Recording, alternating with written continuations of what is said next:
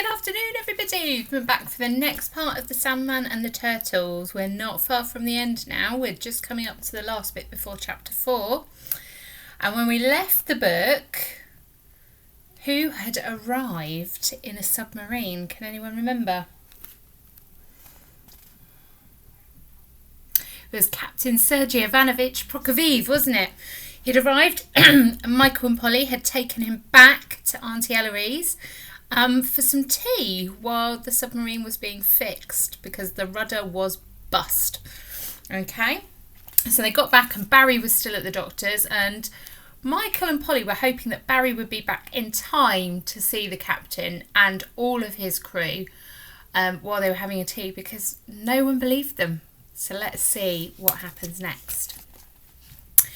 We had tea in the front garden around the swing, and there were just enough Welsh cakes to go round if we all had just half of one each. If I'd have known, I'd have made some sandwiches, said Auntie Ellery apologetically. But I've run right out of bread, Polly, she said. Put the kettle on again, will you? I loved it when she said that. Why do you think he loved it? It's that song, isn't it? Polly, put the kettle on. Polly put the kettle on at least 6 times. The Russian sailors were drinking out of cups, mugs, cereal bowls, sugar bowls, milk jugs, anything we could find. Dadsy kept shaking his head and muttering into his tea. Sitting on Uncle Rob's stripy deck chair, Captain Sergei Ivanovich Prokofiev said how much they all liked the Welsh cakes. He was quite a cook himself, he said, and he'd like to know how to make them so he could make them back home. In Dadsy's version of the story, Captain Sergei liked, we knew he liked Welsh cakes because he always had a tin of them in the lighthouse. So why does this Captain Sergei not know how to make them? Any ideas? Let's read a bit more and see if we can find out. And then he sighed a little sadly, I thought, and he put his mug down on the grass. I am a lucky man, he said. I shall soon be going back home, not like my poor grandfather. I am called after my grandfather, you know, the same name. Sergei Ivanovich Prokofiev, and he was the captain of ship too. Not submarine, of course. He had a great big sailing ship, very beautiful, very big, very fast, fastest ship in Russia. I have seen pictures. It is a sad story to tell. So is it the same Captain Sergei? No, it's his grandson, isn't it? So do you think we might be about to find out what happened to the original Captain Sergei? It is a sad story to tell. His ship, she goes down in big storm off coast of Wales. Maybe not too far from here, I think. Everyone they are drowned, except my grandfather and the ship's boy. Ship's boy, he comes home alone a year later, maybe 2. And he say how my grandfather is alive, but he will never come home to Russia. He is full of shame because he has lost his men and his ship. So he say to ship's boy he will never go to sea again.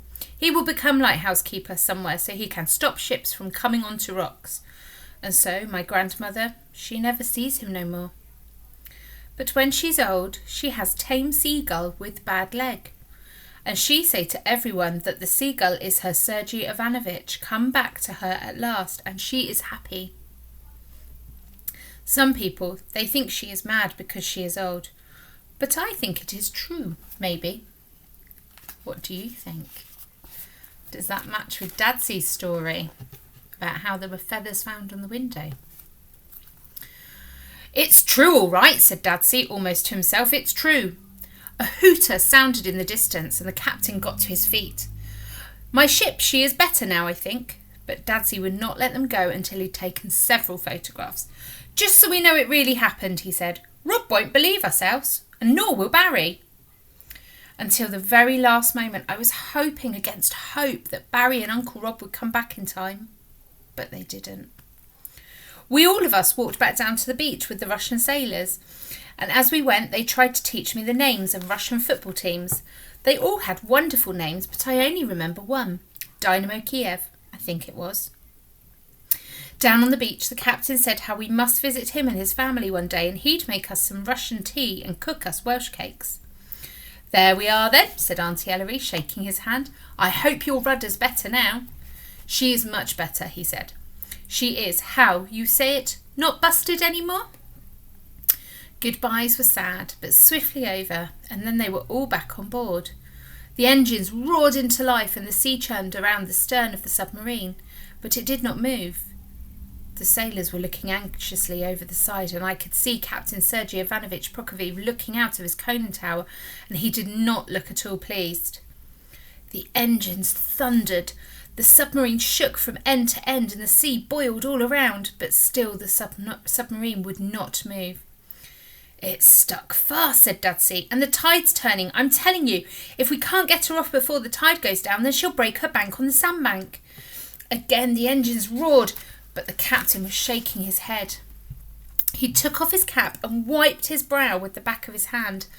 The submarine's engines fell silent. It was then that I noticed all the sailors were looking in one direction. I thought at first they were looking at me. Then I saw their mouths were wide open, and they were staring. What do you think they've seen? Who could they have seen? Could it be Barry and Dar coming back? You know how you feel sometimes that perhaps there's someone right behind you? I turned to look. The Sandman towered a few feet away from us, and there was Bladerack hanging down over his arms.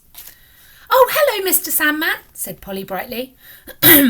This is my mum and this is Dadsy. He's the one I told you about, the one that made you up. Jumping Josephine, said Dadsy, and he sat down with a bump on the rock. Auntie Ellery swallowed hard and sat down beside him. Oh dear, she said. Oh dear, oh dear. And that's the end of chapter 3.